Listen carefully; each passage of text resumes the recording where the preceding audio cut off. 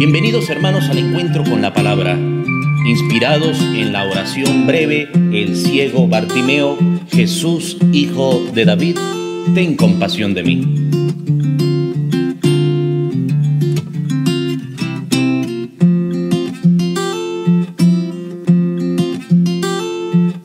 Y con ustedes el Padre Marcos Linares.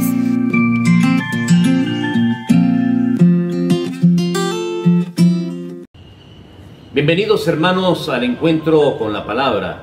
En esta oportunidad continuamos leyendo el capítulo 7 del libro de los Hechos de los Apóstoles. Un capítulo que trae alrededor o exactamente 60 versículos. Los estamos leyendo poco a poco en cada encuentro que tenemos con la Sagrada Escritura. Estos son unos encuentros relativamente breves para leer la palabra de Dios, para que ustedes me acompañen a leer la palabra de Dios y yo al mismo tiempo invitarlos a que vayamos conociendo poco a poco los libros de la Sagrada Escritura.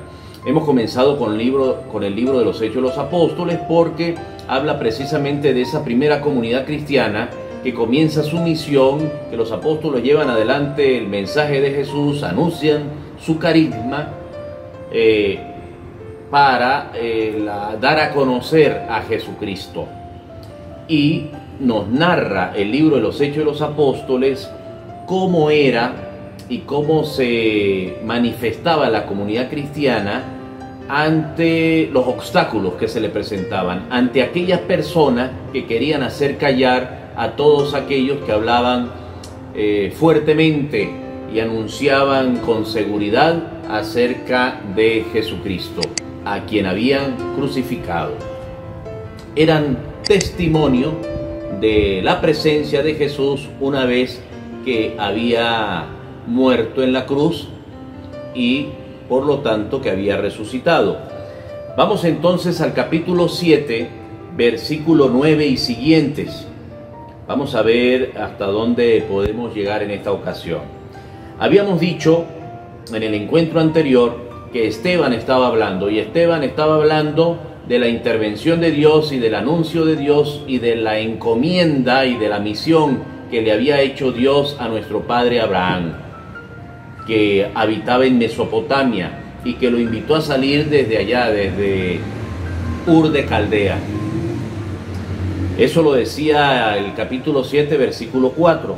Después estábamos hablando en el versículo 7 que Dios pedía cuenta por todo el sufrimiento que se le hacía pasar y que se le hizo pasar. Vemos que después pidió cuentas y castigó por el sufrimiento que se le hizo pasar a su pueblo. Nombrábamos también allí, en el encuentro anterior, entonces a Abraham, a su hijo Isaac, luego a Jacob, y de Jacob estábamos en el versículo 8, finalizando con los 12 patriarcas. Vamos al versículo 9, capítulo 7, versículo 9. Los patriarcas se pusieron celosos de José. Entonces aquí tenemos al hijo de Jacob, a uno de los hijos de Jacob, a José, que no es San José, por supuesto, hasta que lo vendieron y fue llevado a Egipto. Pero Dios estaba con él y lo libró de todas sus tribulaciones, le concedió sabiduría y lo hizo grato a los ojos de Faraón, rey de Egipto, que lo nombró gobernador de Egipto y de toda su casa. A veces somos vendidos por nuestros propios familiares, por los más cercanos, vendidos, traicionados, nos dan la espalda. Esto le pasó a Jesús con Judas Iscariote. Y aquí ya le había pasado siglos, pero siglos antes de la venida de Jesús, a este hijo de Jacob, José, por parte de sus hermanos. Fue vendido a Egipto. Sin embargo, vemos que en ese versículo 9 dice que Dios estaba con él. Dios está con el justo. Dios está con aquel que es humilde, con el sencillo. Dios está con aquel que obra el bien. Y lo libró de todas sus tribulaciones, dice el versículo 10. A veces decía mi abuela, no hay mal que por bien no venga. Lo venden sus hermanos a José, resulta que se hizo grato a los ojos de Faraón, por supuesto interviniendo siempre la ayuda de Dios. Dios le iba abriendo el camino y rey de Egipto, el Faraón, pues lo nombró nada más y nada menos que gobernador de Egipto y de toda su casa. Versículo 11, sobrevino el hambre por toda la tierra de Egipto y de Canaán, y la miseria fue tan enorme que nuestros padres no encontraban qué comer. Se pasa por dolor, se pasa por sufrimiento, eso es muy normal, muy característico de los hijos de Dios, pero no estamos solos, no nos abandona.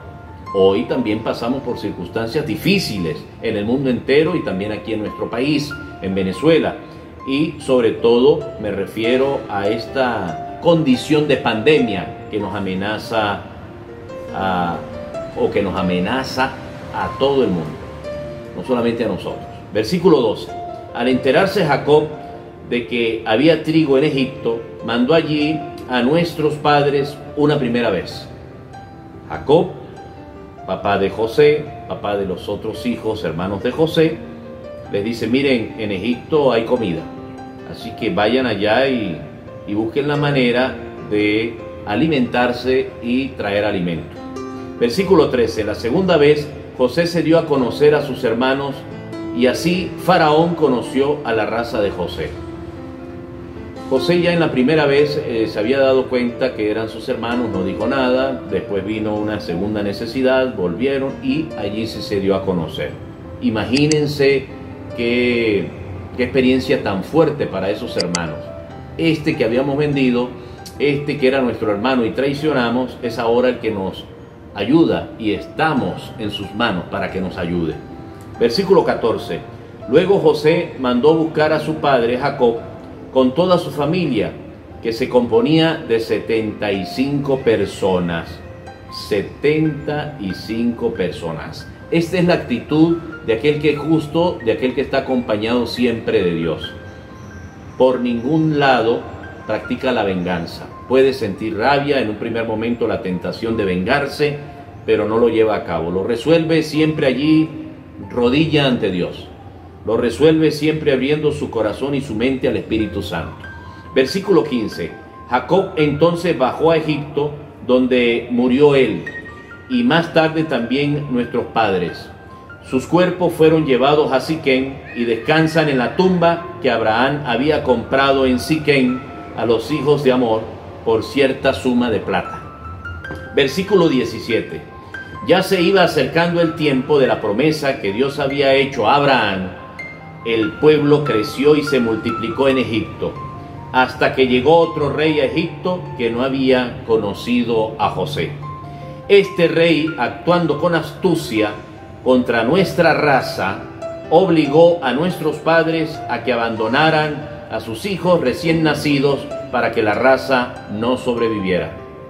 Miedo a esta raza de Dios. Recuerden que está hablando ¿quién? Está hablando nada más y nada menos que este servidor Esteban a todos los sumos sacerdotes, dándoles un repaso y al mismo tiempo enseñándoles cómo Dios ha intervenido en la historia de la salvación por medio de ciertos nombres importantes en esta historia o en esta economía de la salvación. Se llama así, economía de la salvación. Versículo 17, repito, ya se iba acercando el tiempo de la promesa que Dios había hecho a Abraham. El pueblo creció y se multiplicó en Egipto, hasta que llegó otro rey a Egipto que no había conocido a José. Este rey, actuando con astucia contra nuestra raza, obligó a nuestros padres a que abandonaran a sus hijos recién nacidos, para que la raza no sobreviviera. O fue en ese tiempo cuando nació Moisés, que era precioso para Dios.